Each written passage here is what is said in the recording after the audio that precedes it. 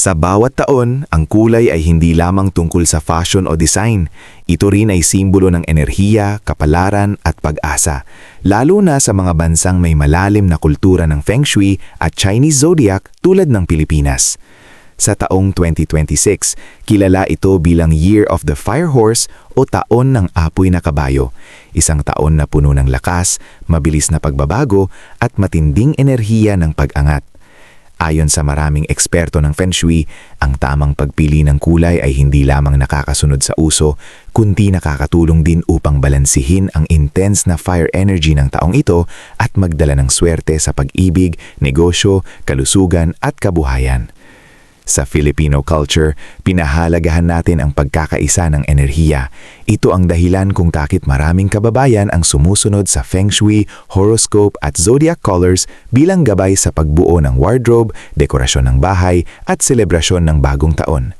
Sa video na ito, tatalakayin natin ang 10 ang pinakamaswerteng kulay ng 2026 kasama ang kanilang kahulugan, paano ito nauugnay sa Year of the Fire Horse at kung paano natin ito pwedeng gamitin para umakit ng magandang kapalaran ngayong bagong taon.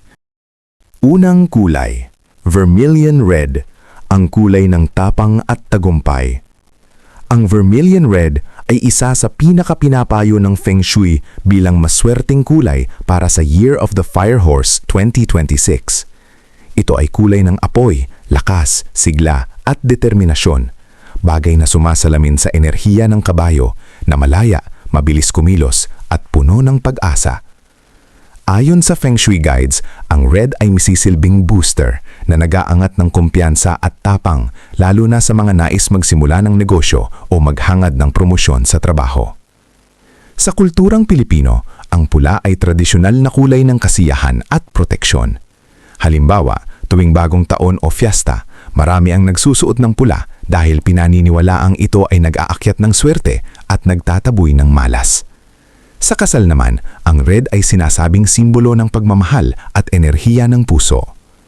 Kung ipagsasama natin ang makulay na Filipino celebrations at ang matinding enerhiya ng Fire Horse Year, ang Vermilion Red ay hindi lamang kulay. Ito ay pahayag ng lakas, pagbangon at paggalaw pasulong. Para sa 2026, pwedeng gamitin ang Vermilion Red sa mga accessories, damit o dekorasyon sa bahay kung nais mong magdala ng win-win energy sa bawat aspeto ng buhay, mula sa career goals hanggang romance intentions. Pangalawang kulay, Emerald Green, ang kulay ng paglago at pag-asa. Isa pa sa malalakas na maswerteng kulay ngayong 2026 ay ang Emerald Green. Sa Feng Shui, ang green ay kulay ng wood element na tumutulong sa fire element upang magkaroon ng balanse. Kapag masustansya ang wood, mas meron itong support para sa fire, kaya ang green ay kumakatawan sa paglago, oportunidad at bagong simula.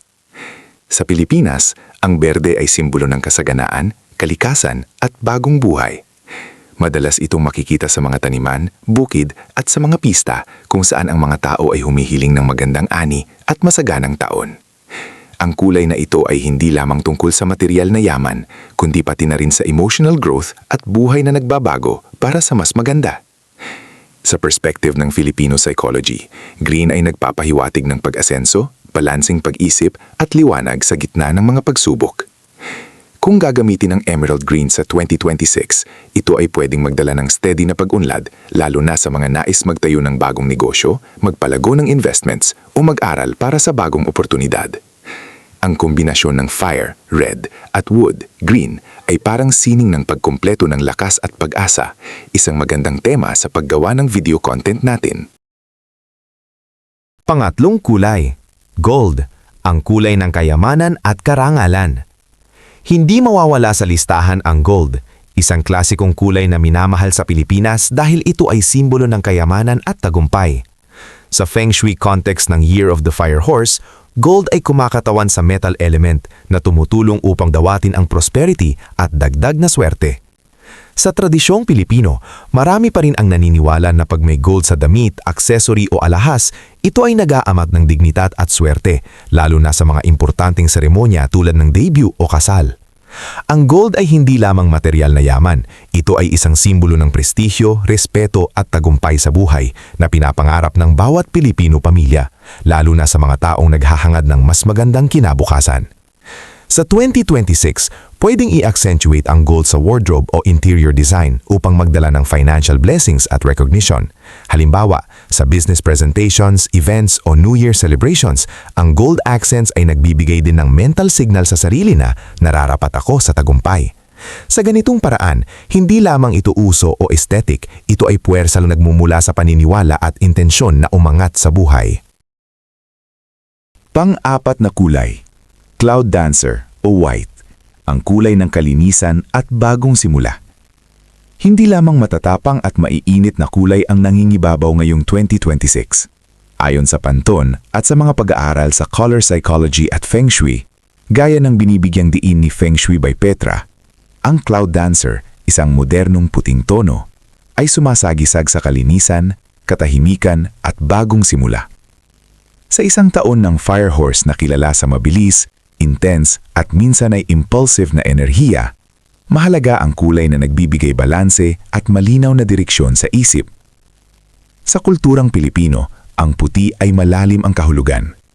Ginagamit ito sa mga ritual ng paglilinis, pagligo bago ang bagong taon, pagsusuot ng puti sa mahahalagang okasyon o pagsisimula ng bagong yugto sa buhay. Ipinapakita ng pananaliksik sa environmental psychology na ang mga light at neutral colors tulad ng puti ay nakakatulong sa mental clarity, stress reduction at focus, mga bagay na kritikal sa isang taon na puno ng pagbabago. Ang Cloud Dancer ay hindi basta plain na puti. Ito ay may lambot at elegance na nagbibigay ng pakiramdam ng breathing space, kaya mas madaling mag-isip ng malinaw at gumawa ng tamang desisyon. Kapag ipinaris sa red, passion at tapang, green, paglago at kalusugan, at gold, kasaganaan, nabubuho ang visual at energetic harmony. Pinapaalanan nito na ang tunay na swerte ay hindi lang galing sa lakas at ambisyon, kundi mula rin sa kapayapaan ng isip at malinaw na layunin. Sa 2026, hayaan ang Cloud Dancer na maging pundasyon ng iyong bagong simula. Kung nanonood ka pa rin ng video na ito at nakakatulong sa iyo ang mga impormasyong ito, paki-comment ng numero 4 sa ibaba para malaman kung nandito ka. At kung hindi ka pa nakasubscribe, inirerekomenda kong mag-subscribe ka at i-on ang bell notification para hindi mo makaligtaan ang mga susunod na videos. Ang iyong suporta ay tumutulong sa amin na makagawa pa ng magagandang content para sa iyo. Ngayon, magpatuloy tayo.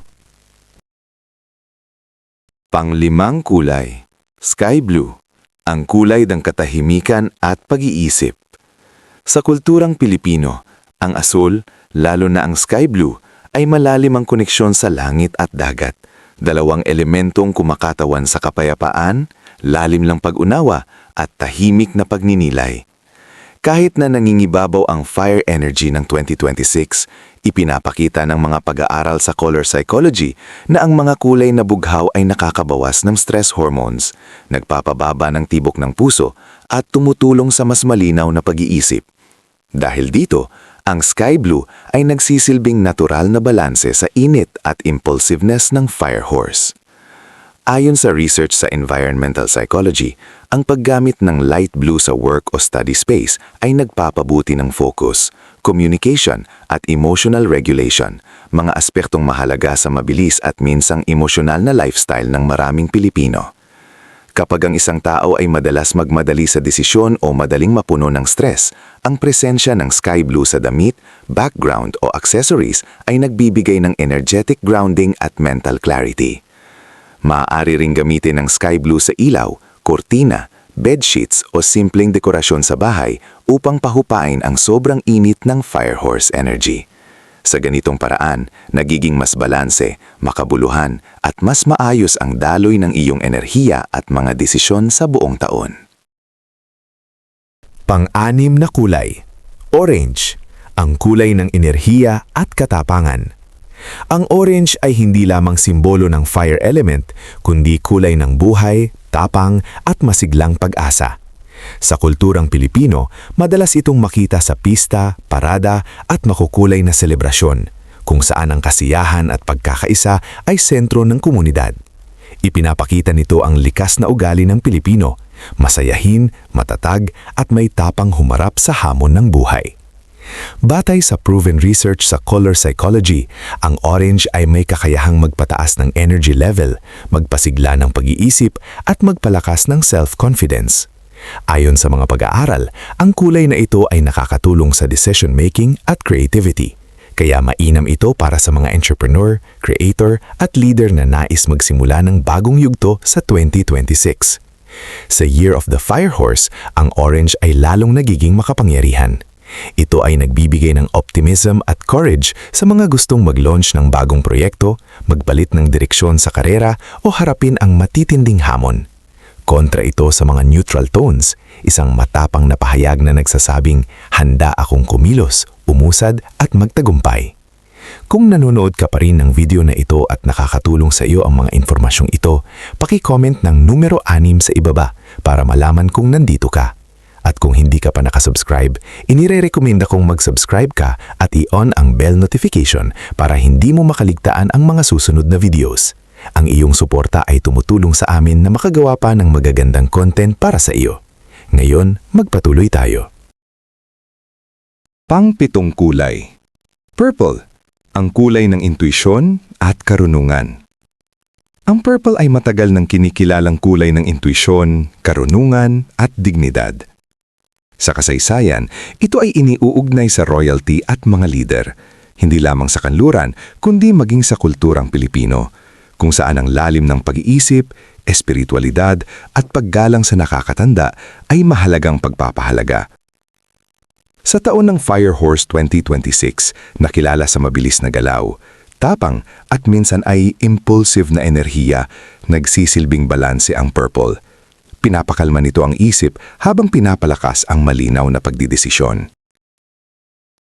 Ayon sa color psychology at neuroscience research, ang purple, lalo na ang mas malalim na shade tulad ng violet, ay nakakatulong sa pag-activate ng creative thinking at introspection. Ipinapakita ng ilang pag-aral na ang exposure sa purple tones ay maaaring magpabuti ng focus at problem solving dahil pinagsasama nito ang enerhiya ng pula at ang katahimikan ng asul.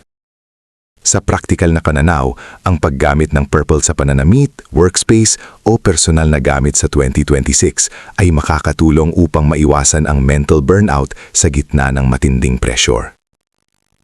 Para sa mga Pilipino, ang purple ay paalala ng karunungang nagmumula sa loob, ang kakayahang makinig sa kutob, mag-isip bago kumilos at manatiling grounded kahit mabilis ang takbo ng buhay. Sa panahon ng apoy at aksyon, ang purple ang kulay ng matalinong lakas.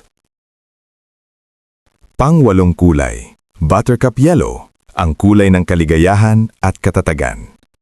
Ang buttercup yellow ay hindi lamang basta maliwanag na kulay. Ito ay simbolo ng pag-asa, sigla at panibagong lakas ng loob. Ayon sa mga pag-aaral sa color psychology, ang dilaw ay direktang konektado sa pagpapasigla ng utak, pagpapabuti ng mood at pagtaas ng optimism.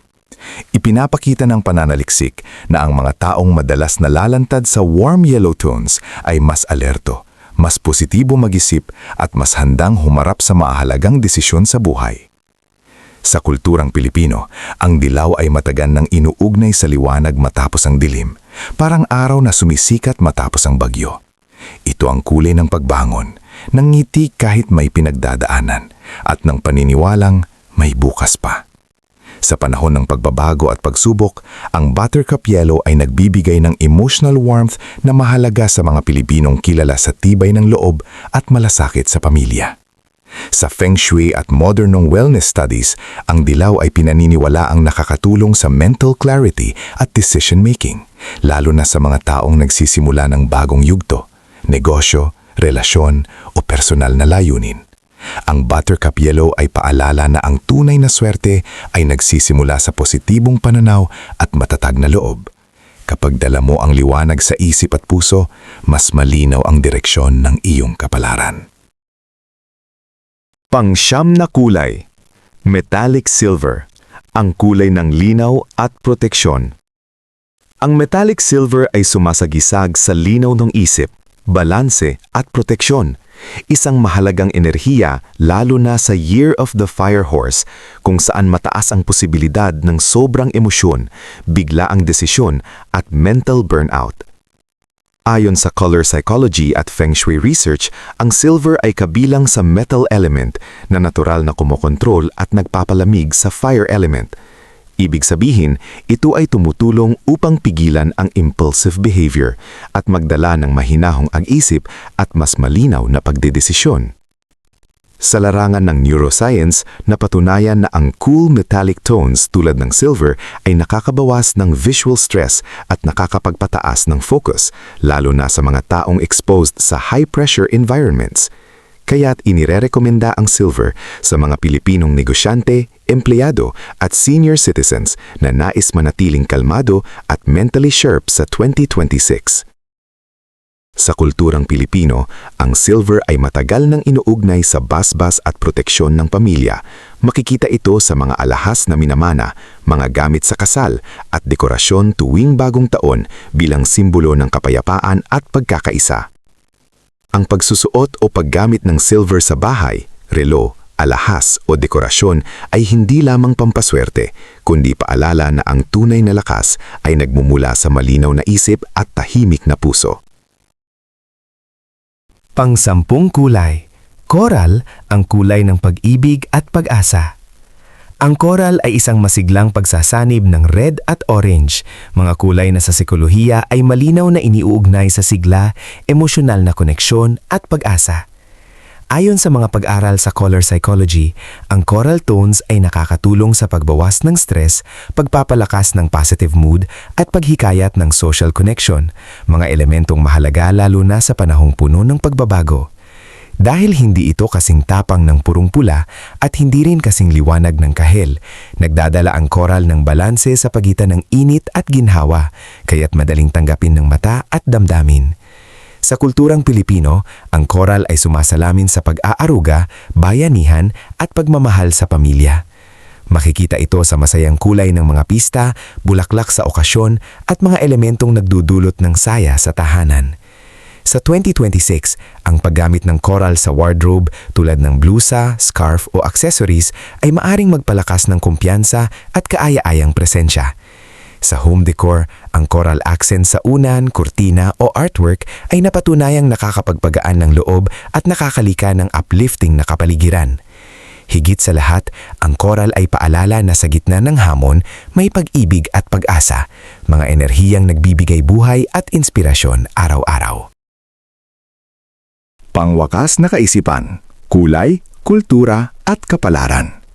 Sa pagtatapos ng ating pagtatalakay, mahalagang maunawaan na ang mga kulay ay hindi lamang simpleng dekorasyon o panlabas na anyo. Ayon sa mga pag-aaral sa color psychology, ang bawat kulay ay may kakayahang makaapekto sa emosyon, pagdedesisyon at antas ng kumpiyansa ng isang tao. Sa kulturang Pilipino, matagal nang inuugnay ang kulay sa swerte, pag-asa at magandang kapalaran. Makikita ito sa mga pista, kasalan, kasuotan at maging sa disenyo ng tahanan.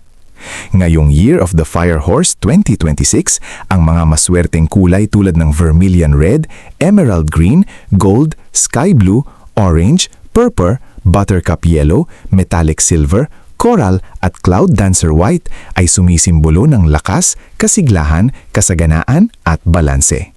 Ipinapakita rin ng pananaliksik na ang tamang kulay sa paligid at pananamit ay maaaring magpataas ng motivation, optimism at mental clarity, mahalagang salik sa pagharap sa mga hamon ng buhay. Gayunpaman, tandaan natin, ang kulay ay gabay lamang. Ang tunay na swerte ay nagmumula sa tamang mindset, matalinong aksyon at pusong bukas sa pagbabago. Sa 2026, piliin nating gawing mas makulay hindi lamang ang ating paligid, kundi pati ang ating pananaw sa buhay, sapagkat dito nagsisimula ang tunay na gagumpay. Kung nagustuhan mo ang video na ito at nakatulong ito sa iyo, mangyaring i-like, mag-subscribe at i-share. Ang inyong suporta ay tumutulong sa amin na patuloy na gumawa ng magagandang content upang kayo ay mabigyan ng kaalaman at inspirasyon. Salamat sa pananood at inaasahan naming makita kayo sa susunod na video.